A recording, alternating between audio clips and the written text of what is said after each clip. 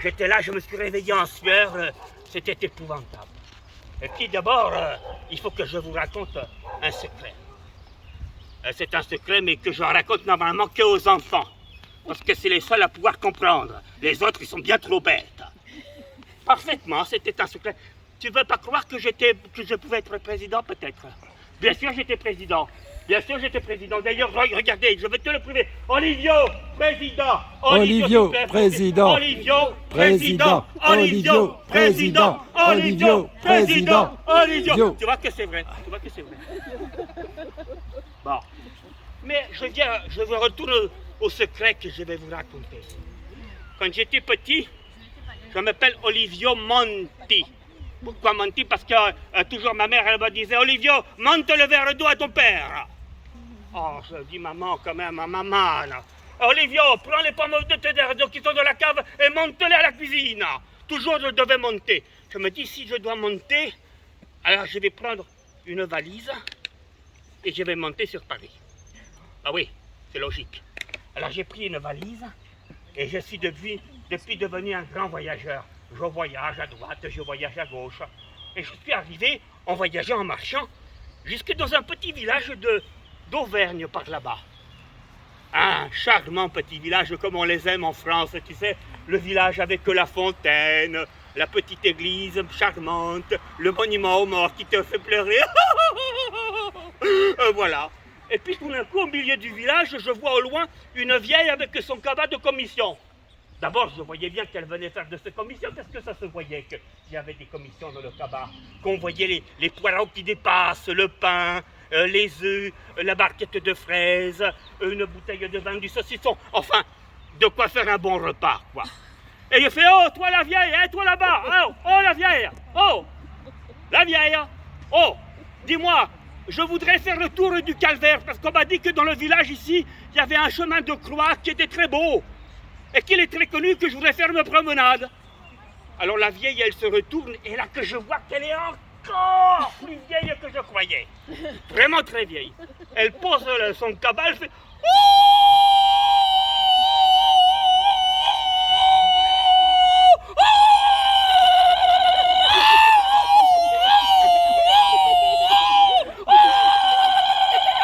Je me dis, mais elle va crever, qu'est-ce qui se passe? Je lui donne une grande claque dans le dos, le dentier explose, elle reprend sa respiration, je me dis, ouf, je l'ai sauvée, dis donc. Et là, elle me dit, la vieille, d'une toute petite voix, elle me dit, d'abord, c'est dangereux. Je lui dis, quoi, qu'est-ce qui est dangereux? Elle dit d'aller au calvaire en passant par la rivière. Elle me dit, c'est très, très, très dangereux. La dernière fois, les amoureux qui sont partis ne sont jamais revenus. Je dis non. Elle m'a dit si. Je dis pourquoi? Elle a dit a priori il y aurait quelque chose, un monstre, quelque chose qui mange les gens. D'abord les pattes et puis ensuite le bouchon. Je dis comment les pattes? Elle me dit les bras, les jambes quoi. Et je dis le bouchon, elle me dit la tête, mais tu es bête ou quoi? Elle me dit. Je dis non, je pose des questions, c'est tout. Je dis, si tu manges les pâtes et si tu bouffes le bouchon, c'est quand même très dangereux. Elle m'a dit oui. Je dis, mais toi, est-ce que tu es déjà descendu, toi, en ton profond intérieur? Elle me dit oui, bien sûr. Quand j'étais jeune fille, toute gracieuse et belle, il y avait mon amoureux qui me prenait par la main et puis on descendait au bord de la rivière. Et là, il me contait fleurette et quand on était seul, il effeuillait la marguerite. J'ai dit, ça veut dire quoi, effeuiller la marguerite? Elle me dit, t'as l'air encore plus nigo que je pensais, dis donc. J'ai dit, non, je suis désolé, la marguerite, bon, on en a resté là. Je dis, moi, est-ce que j'ai le droit de descendre? Elle me dit, c'est à tes risques et périls. Alors je réfléchis parce que je pense, figurez-vous. Elle me dit, je me dis, alors je vais prendre mes risques et je vais aussi prendre mes périls. Et puis j'ai dit au revoir, elle reprend son cabas, elle me fait un petit signe de la main, et voilà qu'elle est partie. Et moi je vais derrière le cimetière, et là effectivement le chemin qui descend la rivière. Ah, je dis super. Je regarde le chemin, un chemin charmant, mais puis encombré par les hautes herbes. Et puis tout d'un coup sur le côté, il y avait plein de framboisiers pour manger des framboises, toutes mûres. Oh, j'ai dit, oh, Olivio, ah, je m'en piffe les framboises, tu sais, je mange, je dois laver le truc qui coule, tellement c'était beau. Je descends, il y avait plein de cailloux, de racines et tout. Et puis en bas, une merveilleuse rivière.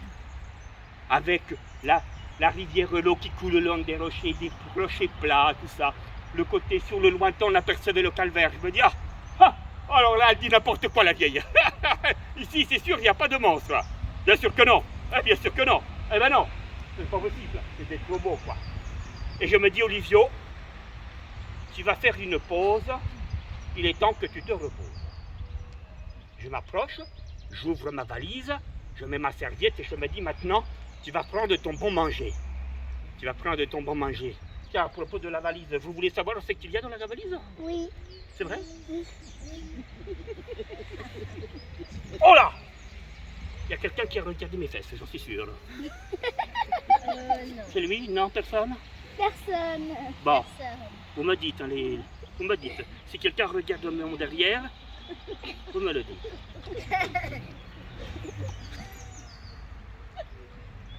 Papa, je l'ai vu. Elle a regardé mon derrière.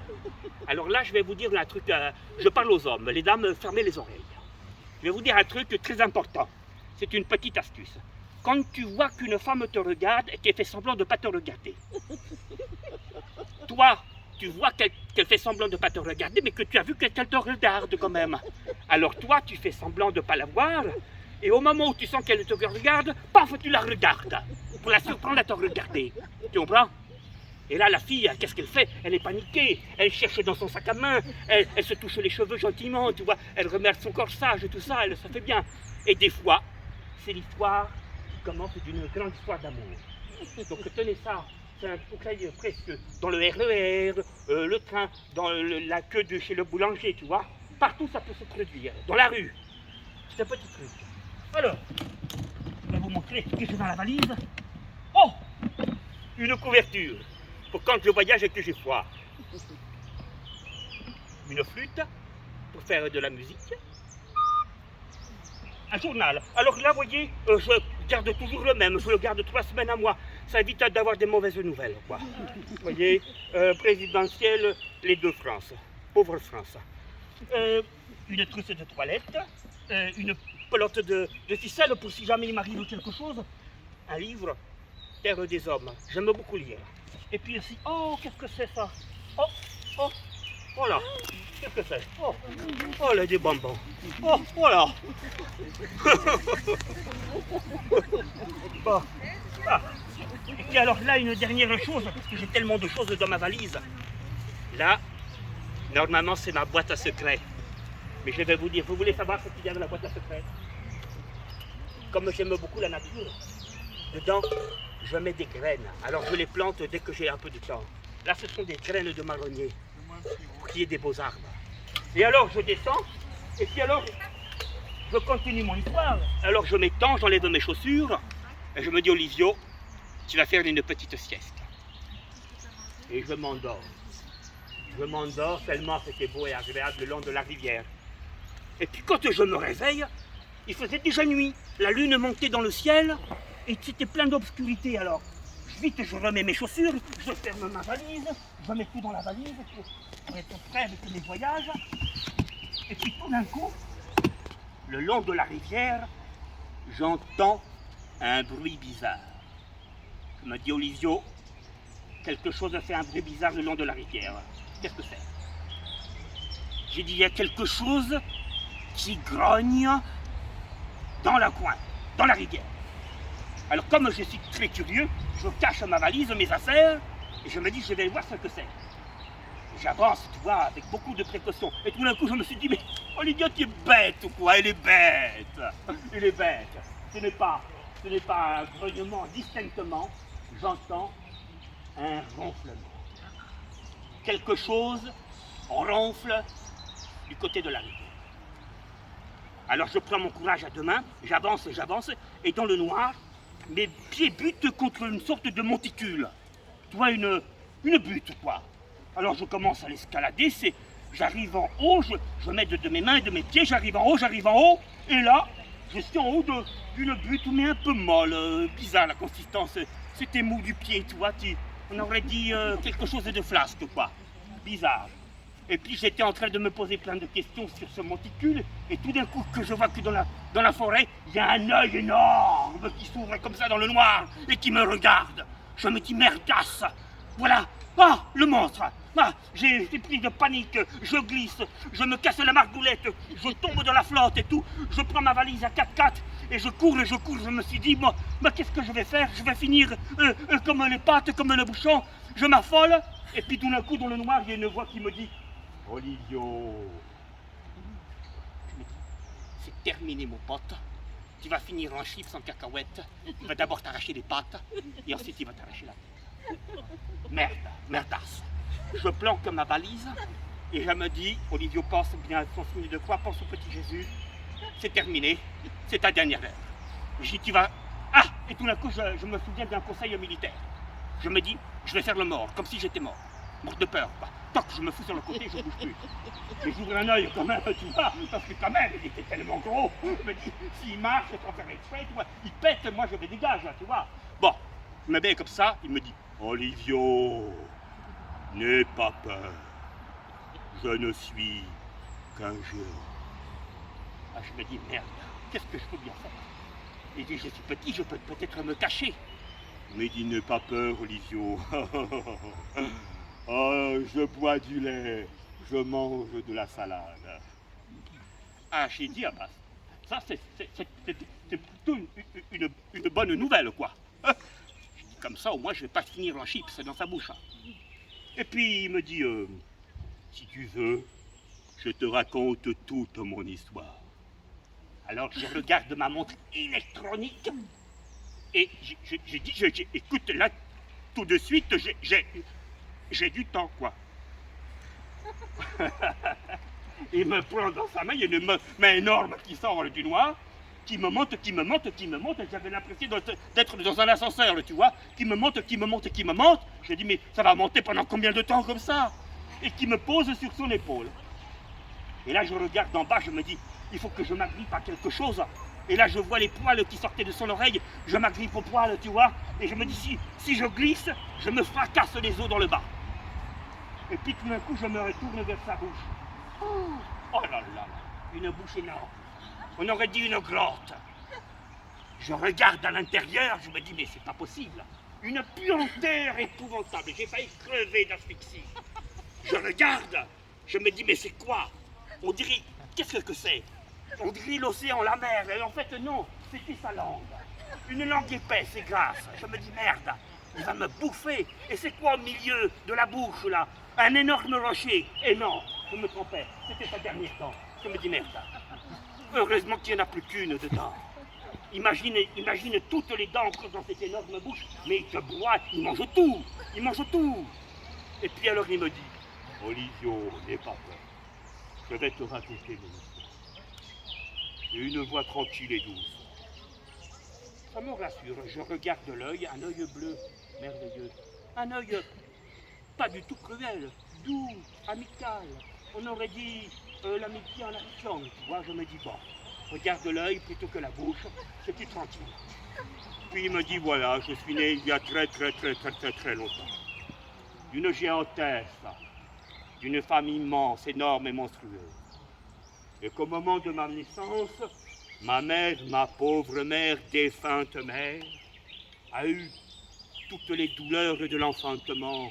Elle s'est mise à gémir, à crier, à pousser des énormes cris, que ça a tout chamboulé la terre et que ça a créé un énorme tremblement de terre. Et puis, des volcans sont apparus qui ont commencé à cracher du feu comme ça, et comme ça que se venait la longue chaîne des volcans d'Auvergne. Ah, j'ai dit ça, c'est... Alors là, même Arjuna Taziev, il ne le sait pas.